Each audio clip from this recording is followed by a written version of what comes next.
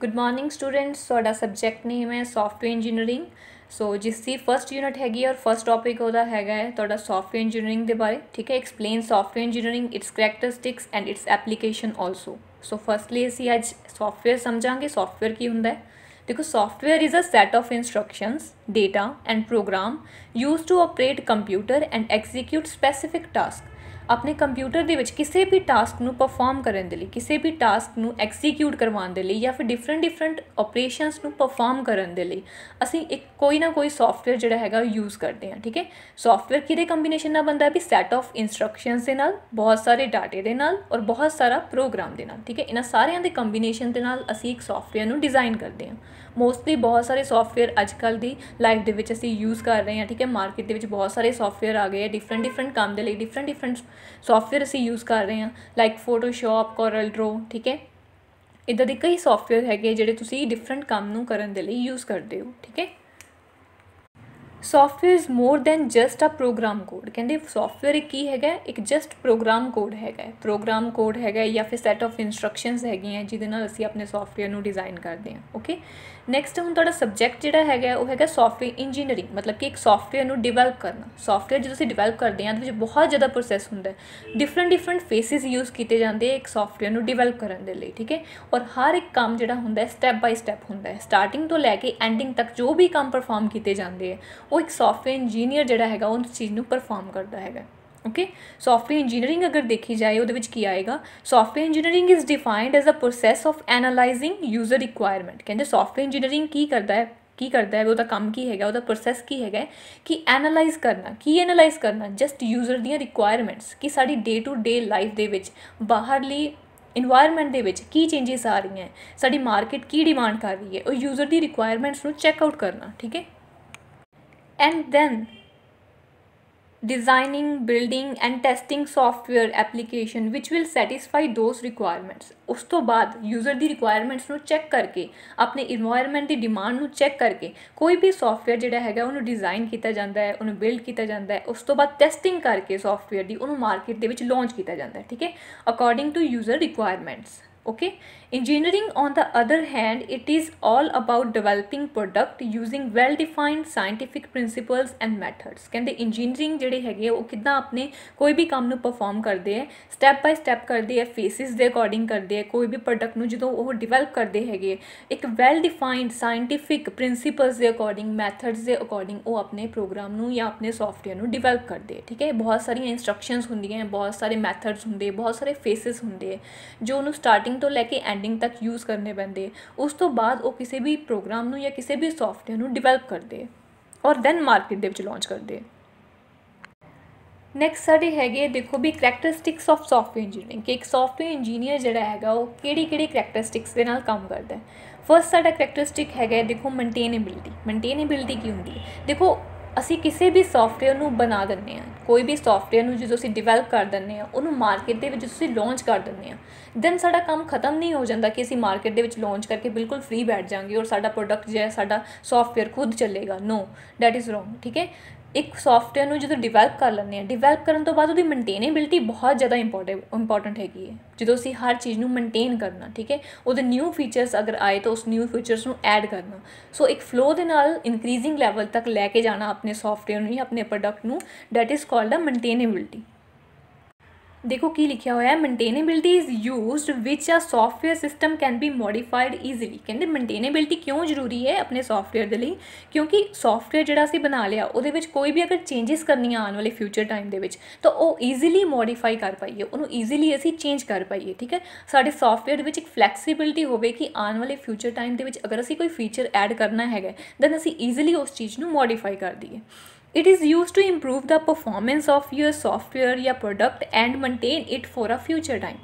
कहते कोई भी इंप्रूवमेंट करनी हैगी तुसी परफॉर्मेंस दे विच अपने प्रोडक्ट दे या अपने सॉफ्टवेयर दे, तो असी उसको ईजिली मेनटेन करके ईजिली उन्होंने सॉफ्टवेयर की परफॉर्मेंस नू इनहांस कर सकीए अपने फ्यूचर टाइम दे विच। ठीक है, मान लो तुसी अज देखते हो कि ਡੇਲੀ ਟੂ ਡੇਲੀ ਕੋਈ ਨਾ ਕੋਈ ਫੀਚਰ ਜਿਹੜਾ ਹੈਗਾ ਸਾਡੀ IT ਸੈਕਟਰ ਦੇ ਵਿੱਚ ਜਾਂ ਸਾਡੀ ਇਨਵਾਇਰਮੈਂਟ ਦੇ ਵਿੱਚ ਡਿਵੈਲਪ ਹੋ ਰਿਹਾ, ਠੀਕ ਹੈ।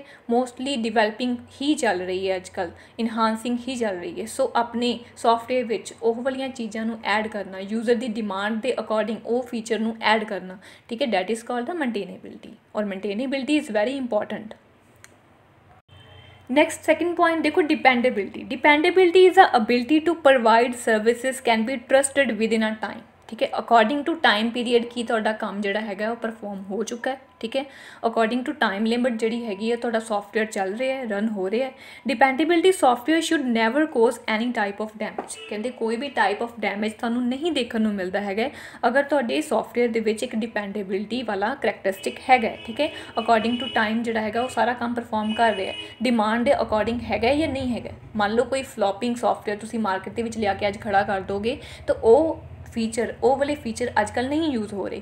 अगर तुहाडे सॉफ्टवेयर दे विच अजकल इनहांसिंग या अजकल दे न्यू फीचर्स ऐड हैगे, उही जिहड़ा सॉफ्टवेयर हैगा वो इनक्रीज़ हो पाएगा, ठीक है। वरना मार्केट दे विच पुराने फीचर वाला कोई भी सॉफ्टवेयर जिहड़ा हैगा वो अजकल लोग लेना पसंद नहीं करते या लोग यूज़ नहीं करते उसनूं, ठीक है।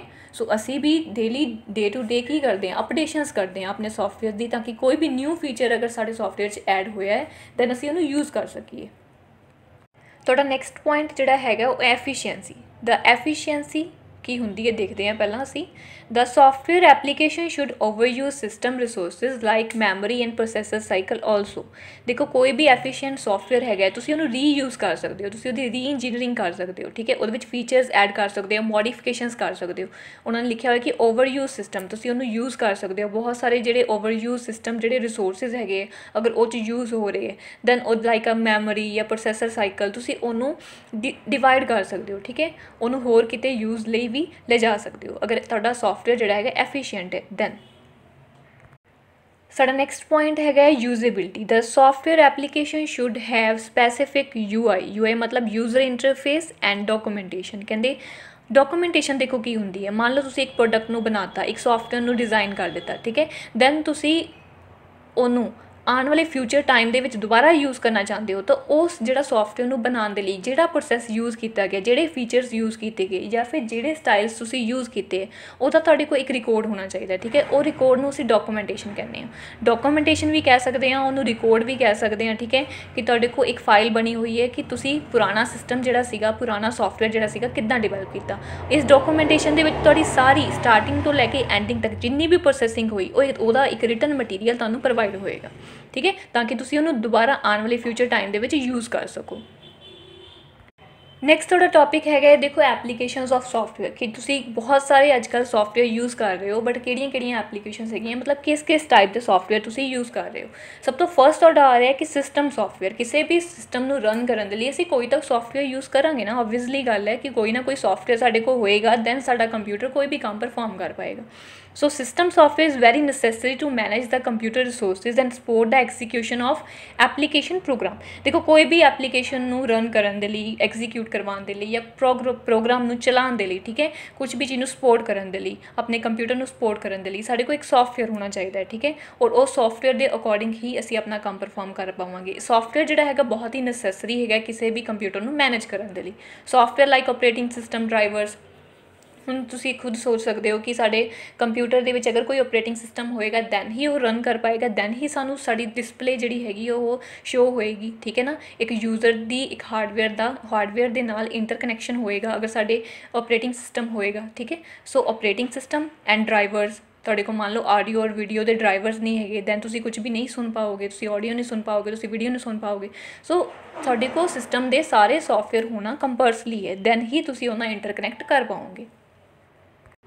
नैक्सट थोड़ा सैकेंड पॉइंट जो है networking software. The networking software is also used when software is running on a network कि कोई भी सॉफ्टवेयर जो रन हो रहा है कितने नैटवर्क पर हो रहा है, ठीक है, of a computer. All the web applications like software applications like HTML PHP का अगर कोई भी असी प्रोग्राम रन करते हैं दैन वो कितने ओपन होंदा है, साडा ब्राउज़र पर ओपन होंदा है, ठीक है। सो नैटवर्किंग सॉफ्टवेयर डिफरेंट होंगे है जो कोई भी असी काम परफॉर्म करते हैं वो नैटवर्क के उपर ही ओपन होंगे, तुहाडे किसी ब्राउज़र के उपर ही ओपन होंगे। तुसीं मान लो HTML का कोई भी प्रोग्राम रन करते हो दैन वो कित्ते तुहाडा रन होएगा, तुहाडे ब्राउज़र पर रन होएगा, ठीक है। ਨੈਕਸਟ ਤੁਹਾਡਾ ਥਰਡ ਪੁਆਇੰਟ ਹੈਗਾ ਬਿਜ਼ਨਸ ਸੌਫਟਵੇਅਰ। ਠੀਕ ਹੈ, ਦੇਖਦੇ ਹਾਂ ਬਿਜ਼ਨਸ ਸੌਫਟਵੇਅਰ ਦੇ ਵਿੱਚ ਕੀ ਹੈਗਾ। The categories of software is support the business applications. ਦੇਖੋ ਕੋਈ ਵੀ ਅਸੀਂ ਬਿਜ਼ਨਸ ਰਨ ਕਰਨਾ ਹੈਗਾ, ਔਨਲਾਈਨ ਬਿਜ਼ਨਸ ਰਨ ਕਰ ਰਹੇ ਹਾਂ ਜਾਂ ਸ਼ੇਅਰ ਮਾਰਕੀਟ ਦਾ ਕੰਮ ਕਰ ਰਹੇ ਹਾਂ ਜਾਂ ਫਿਰ ਕੋਈ ਵੀ ਔਨਲਾਈਨ ਰਿਕਾਰਡ ਤੁਸੀਂ ਮੈਨੇਜ ਕਰਨਾ ਹੈ ਕਿਸੇ ਯੂਨੀਵਰਸਿਟੀ ਦਾ, ਕਿਸੇ ਕਾਲਜ ਦਾ, ਠੀਕ ਹੈ, ਦੈਨ ਤੁਸੀਂ ਉਹਦੇ ਲਈ ਕੀ ਯੂਜ਼ ਕਰੋਗੇ, ਇਹ ਤੁਸੀਂ ਬਿਜ਼ਨਸ ਸੌਫਟਵੇਅਰ ਯੂਜ਼ ਕਰੋਗੇ। ਦੇਖੋ ਹਰ ਇੱਕ ਬੈਂਕ ਦੇ ਵਿੱਚ ਅਲੱਗ ਇੱਕ ਸੌਫਟਵੇਅਰ ਹੁੰਦਾ ਹੈ, ਠੀਕ ਹੈ, ਹਰ ਇੱਕ ਸ਼ੇਅਰ ਮਾਰਕੀਟ ਦਾ ਅਗਰ ਕੰਮ ਕਰਨਾ ਹੈਗਾ ਦੈਨ ਤੁਹਾਡੇ ਕੋਲ ਉਹਦਾ ਸਟੋਕ ਮਾਰਕੀਟ ਸੌਫਟਵੇਅਰਸ ਮਿਲਣਗੇ। ਤੁਹਾਨੂੰ ਕੋਈ ਸਕੂਲ ਦਾ ਰਿਕਾਰਡ ਮੈਨੇਜ ਕਰਨਾ ਹੈ ਤਾਂ ਸਕੂਲ ਦੀ ਤੁਹਾਨੂੰ ਵੈਬਸਾਈਟ ਮਿਲੇਗੀ ਜਾਂ ਸੌਫਟਵੇਅਰ ਮਿਲੇਗਾ। ਠੀਕ ਹੈ, ਇੱਦਾਂ ਹੀ ਡਿਫਰੈਂਟ ਬਿਜ਼ਨਸ ਨੂੰ ਰਨ ਕਰਨ ਦੇ ਲਈ ਤੁਹਾਡੇ ਕੋਲ ਡਿਫਰੈਂਟ ਸੌਫਟਵੇਅਰ ਜਿਹੜੇ ਹੈਗੇ ਉਹ ਮਾਰਕੀਟ ਦੇ ਵਿੱਚ ਪ੍ਰੋਵਾਈਡ ਹੁੰਦੇ ਤੁਹਾਨੂੰ। ਨੈਕਸਟ ਤੁਹਾਡਾ ਸੌਫਟਵੇਅਰ ਹੈਗਾ ਇੰਟਰਨੈਟ ਸੌਫਟਵੇਅਰ ਔਰ ਐਜੂਕੇਸ਼ਨਲ ਸੌਫਟਵੇਅਰ ਵੀ ਕਹਿ ਸਕਦੇ ਹਾਂ ਕਿ educational and entertainment software provide a powerful tool for training and educational games, computer games etc. ਤੁਸੀਂ ਦੇਖਦੇ ਹੀ ਹੋ ਅੱਜ ਕੱਲ੍ਹ ਔਨਲਾਈਨ ਗੇਮਿੰਗ ਹੋ ਗਈ ਹੈ। ਠੀਕ ਹੈ, ਬਹੁਤ ਸਕੋਪ ਹੈ ਔਨਲਾਈਨ ਗੇਮਿੰਗ ਦਾ, ਔਨਲਾਈਨ ਪ੍ਰੋਸੈਸ ਦਾ, ਜਾਂ ਔਨਲਾਈਨ ਕਲਾਸਿਸ ਲੱਗਣ ਲੱਗ ਗਈਆਂ ਅੱਜ ਕੱਲ੍ਹ। ਸੋ ਔਨਲਾਈਨ ਕਲਾਸਿਸ ਅਟੈਂਡ ਕਰਨ ਦੇ ਲਈ ਅਸੀਂ ਜੂਮ ਮੀਟਿੰਗ ਜਾਂ ਜੂਮ ਐਪ ਯੂਜ਼ ਕਰ ਰਹੇ ਹਾਂ। ਠੀਕ ਹੈ, ਸੋ ਡਿਫਰੈਂਟ ਸੌਫਟਵੇਅਰਸ ਨੂੰ ਅਸੀਂ ਯੂਜ਼ ਕਰ ਰਹੇ ਹਾਂ ਅੱਜ ਕੱਲ੍ਹ ਔਨਲਾਈਨ ਸਟੱਡੀਜ਼ ਦੇ ਲਈ, ਐਜੂਕੇਸ਼ਨਲ ਦੇ ਲਈ ਔਰ ਇੰਟਰਟੇਨਮੈਂਟ ਦੇ ਲਈ। ਠੀਕ ਹੈ, ਬਹੁਤ ਸਾਰੀਆਂ ਗੇਮਸ ਜਿਹੜੀਆਂ ਖੇਡ ਰਹੇ ਹਾਂ ਜਾਂ ਬਹੁਤ ਸਾਰੇ ਆਪਣੇ ਡਿਵੈਲਪ ਕਰ ਰਹੇ ਹਾਂ ਆਪਣੀ ਪਰਸਨੈਲਿਟੀ ਨੂੰ। ਠੀਕ ਹੈ, ਤਾਂ ਕਿਹਦੇ ਨਾਲ ਹੋ ਰਿਹਾ ਇਹ ਸਭ? ਸਾਡੇ ਇੰਟਰਟੇਨਮੈਂਟ ਸੌਫਟਵੇਅਰ ਸਾਨੂੰ ਮਿਲਦੇ ਆ ਜਾਂ ਐਜੂਕੇਸ਼ਨਲ ਸੌਫਟਵੇਅਰ ਸਾਨੂੰ ਪ੍ਰੋਵਾਈਡ ਹੁੰਦੇ ਆ ਮਾਰਕੀਟ ਵੱਲੋਂ। ਨੈਕਸਟ ਤੁਹਾਡੇ ਸੌਫਟਵੇਅਰ ਜਿਹੜੇ ਹੈਗੇ ਉਹ ਰਿਜ਼ਰਵੇਸ਼ਨ ਸੌਫਟਵੇਅਰਸ ਹੈਗੇ। This softwares are widely used for reservation of buses, air and trains. Mostly ਤੁਸੀਂ ਦੇਖਦੇ ਹੋ ਕੋਈ ਵੀ ਤੁਸੀਂ ਬੁਕਿੰਗ ਕਰਵਾਉਣੀ ਹੈਗੀ, ਤੁਸੀਂ ਰਿਜ਼ਰਵੇਸ਼ਨ ਕਰਵਾਉਣੀ ਹੈਗੀ, ਬੱਸ ਦੀਆਂ ਟਿਕਟਸ ਬੁੱਕ ਕਰਵਾਉਂਦੇ ਹੋ, ਏਅਰਲਾਈਨਸ ਦੀਆਂ ਕਰਵਾਉਂਦੇ ਹੋ, ਟ੍ਰੇਨ ਦੀਆਂ ਕਰਵਾਉਂਦੇ ਹੋ। ਮੋਸਟਲੀ ਅੱਜ ਕੱਲ੍ਹ ਇਹ ਸਾਰਾ ਕੰਮ ਔਨਲਾਈਨ ਬੇਸਿਸ 'ਤੇ ਹੋ ਰਿਹਾ। ਇਹਦੇ ਡਿਫਰੈਂਟ ਸੌਫਟਵੇਅਰ ਤੁਹਾਡੇ ਕੋਲ ਤੁਹਾਨੂੰ ਪ੍ਰੋਵਾਈਡ ਹੁੰਦੇ ਆ। ਠੀਕ ਹੈ, you can reserve the hotels and restaurants also. ਤੁਸੀਂ ਕਿਸੇ ਵੀ ਰੈਸਟੋਰੈਂਟ 'ਚ ਬੁਕਿੰਗ ਕਰਵਾਉਣੀ, ਕੋਈ ਰੂਮ ਬੁੱਕ ਕਰਵਾਉਣਾ ਹੈ, ਹੋਟਲਸ 'ਚ ਰੂਮ ਬੁੱਕ ਕਰਵਾਉਣੇ, ਤੁਸੀਂ ਔਨਲਾਈਨ ਉਸ ਚੀਜ਼ ਨੂੰ ਬੁੱਕ ਕਰਵਾ ਸਕਦੇ ਹੋ। ਉਹਦੇ ਡਿਫਰੈਂਟ ਸੌਫਟਵੇਅਰ ਤੁਹਾਨੂੰ ਮਾਰਕੀਟ ਦੇ ਵਿੱਚ ਪ੍ਰੋਵਾਈਡ ਹੋਣਗੇ। ਨੈਕਸਟ ਤੁਹਾਡਾ ਸੌਫਟਵੇਅਰ ਜਿਹੜਾ ਆ ਰਿਹਾ ਹੈਗਾ ਉਹ ਹੈਗਾ ਡਾਕੂਮੈਂਟ ਮੈਨੇਜਮੈਂਟ ਸੌਫਟਵੇਅਰ। ਇਸ document management software use to track, manage and store document. ਦੇਖੋ ਬਹੁਤ ਸਾਰਾ ਡਾਟਾ ਅੱਜ ਕੱਲ੍ਹ ਸਾਡੇ ਕੋਲ ਹੁੰਦਾ ਹੈ। ਠੀਕ ਹੈ, ਬਹੁਤ ਸਾਰੇ ਡਾਟੇ ਦਾ ਰਿਕਾਰਡ ਰੱਖਣਾ ਹੁੰਦਾ। ਸੋ ਉਹ ਡਾਟੇ ਦਾ ਰਿਕਾਰਡ ਰੱਖਣ ਦੇ ਲਈ ਸਾਡੇ ਕੋਲ ਡਿਫਰੈਂਟ ਸੌਫਟਵੇਅਰ ਜਿਹੜੇ ਹੈਗੇ ਉਹ ਅਸੀਂ ਯੂਜ਼ ਕਰਦੇ ਹਾਂ। ਮੰਨ ਲਓ ਤੁਸੀਂ ਬੈਂਕਿੰਗ ਲੈਵਲ 'ਤੇ ਜਾਓ ਦੈਨ ਟੈਲੀ ਯੂਜ਼ ਕਰਦੇ। ਠੀਕ ਹੈ, ਉਹਦੇ ਵਿੱਚ ਬਹੁਤ ਸਾਰੇ ਕਸਟਮਰ ਦਾ ਰਿਕਾਰਡ ਰੱਖਿਆ ਜਾਂਦਾ। ਠੀਕ ਹੈ, ਉਸ ਡਾਟੇ ਨੂੰ ਸਟੋਰ ਕੀਤਾ ਜਾਂਦਾ। ਉਸ ਡਾਟੇ ਨੂੰ ਅਸੀਂ ਟਰੈਕ ਕਰ ਸਕਦੇ ਹਾਂ ਕਿ ਕਿੰਨੀ ਟ੍ਰਾਂਜੈਕਸ਼ਨ ਡੇਲੀ ਬੇਸਿਸ 'ਤੇ ਕਿਸੇ ਨੇ ਕੀਤੀ ਹੈਗੀ। ਉਹ ਸਾਰਾ ਰਿਕਾਰਡ ਜਿਹੜਾ ਹੈਗਾ ਉਹ ਸੌਫਟਵੇਅਰ ਜਿਹੜਾ ਮੈਨੇਜ ਕਰੇਗਾ। Okay, and reduce the paper work. So ਸਾਡਾ ਪੇਪਰ ਵਰਕ ਜਿਹੜਾ ਹੈਗਾ ਬਹੁਤ ਜ਼ਿਆਦਾ ਰਿਡਿਊਸ ਹੋ ਗਿਆ। ਕਿਹਦੇ ਆਉਣ ਕਰਕੇ? ਡਿਫਰੈਂਟ ਸੌਫਟਵੇਅਰ ਦੇ ਆਉਣ ਕਰਕੇ। ਠੀਕ ਹੈ, ਜਾਂ ਫਿਰ ਇੰਟਰਨੈਟ ਕਨੈਕਸ਼ਨ ਨੂੰ ਯੂਜ਼ ਕਰਕੇ ਅਸੀਂ ਬਹੁਤ ਸਾਰੀ ਕਨੈਕਟੀਵਿਟੀ ਕਰਵਾ ਰਹੇ ਹਾਂ, ਬਹੁਤ ਸਾਰਾ ਕਮਿਊਨੀਕੇਸ਼ਨ ਕਰ ਰਹੇ ਹਾਂ ਇੱਕ ਦੂਜੇ ਦੇ ਨਾਲ। ਓਕੇ, ਬਹੁਤ ਸਾਰੇ ਸੌਫਟਵੇਅਰ ਯੂਜ਼ ਕਰ ਰਹੇ ਹਾਂ ਜਿਹਦੇ ਕਰਕੇ ਸਾਡਾ ਕੀ ਹੋਇਆ? ਪੇਪਰ ਵਰਕ ਬਹੁਤ ਜ਼ਿਆਦਾ ਰਿਡਿਊਸ ਹੋ ਗਿਆ ਔਰ ਇੱਕ ਐਫੀਸ਼ੀਐਂਸੀ ਆ ਗਈ ਹੈ ਸਾਡੇ ਕੰਮ ਕਰਨ ਦੇ ਵਿੱਚ। ਕਿਉਂਕਿ ਸਾਡੇ ਸੌਫਟਵੇਅਰ ਜਿਹੜੇ ਹੈਗੇ ਆ ਡਿਫਰੈਂਟ ਕੰਮ ਨੂੰ ਖੁਦ ਹੀ ਪਰਫੋਰਮ ਕਰ ਰਹੇ ਔਰ ਉਹਨਾਂ ਨੇ ਲੋਟ ਆਫ ਸਾਡਾ ਕੰਮ ਜਿਹੜਾ ਹੈਗਾ ਕਢਾ ਦਿੱਤਾ ਹੈਗਾ। ਠੀਕ ਹੈ, you can also make the record for future time. ਦੇਖੋ ਪੇਪਰ ਵਰਕ ਦਾ ਇੰਨਾ ਰਿਕਾਰਡ ਅਸੀਂ ਨਹੀਂ ਮੈਨੇਜ ਕਰਕੇ ਰੱਖ ਸਕਦੇ, ਬਟ ਐਜ਼ ਅ ਸੌਫਟਵੇਅਰ ਤੁਸੀਂ ਲੌਂਗ ਟਾਈਮ ਤੱਕ ਉਸ ਚੀਜ਼ ਨੂੰ ਮੈਨੇਜ ਕਰਕੇ ਰੱਖ ਸਕਦੇ ਹੋ। ਡਿਫਰੈਂਟ ਰਿਕਾਰਡ ਨੂੰ ਤੁਸੀਂ ਡਿਫਰੈਂਟ ਫਿਊਚਰ ਟਾਈਮ ਦੇ ਲਈ ਮੈਨੇਜ ਕਰਕੇ ਰੱਖ ਸਕਦੇ ਹੋ, ਰਿਕਾਰਡ ਕਰਕੇ ਰੱਖ ਸਕਦੇ ਹੋ। ਠੀਕ ਹੈ, ਆਈ ਹੋਪ ਤੁਹਾਨੂੰ ਸੌਫਟਵੇਅਰ ਇੰਜੀਨੀਅਰਿੰਗ ਦਾ ਫਸਟ ਟੌਪਿਕ ਅੱਛੇ ਤਰੀਕੇ ਨਾਲ ਸਮਝ ਆਇਆ ਹੋਵੇਗਾ। ਸੋ ਅੱਗੇ ਅਸੀਂ ਨੈਕਸਟ ਆਉਣ ਵਾਲੇ ਟਾਈਮ 'ਚ ਹੋਰ ਵੀ ਟੌਪਿਕਸ ਕਰਾਂਗੇ। ਤੁਸੀਂ ਪਹਿਲਾ ਟੌਪਿਕ ਅੱਛੇ ਤਰੀਕੇ ਨਾਲ ਸਮਝੋ ਔਰ thank you and have a nice day.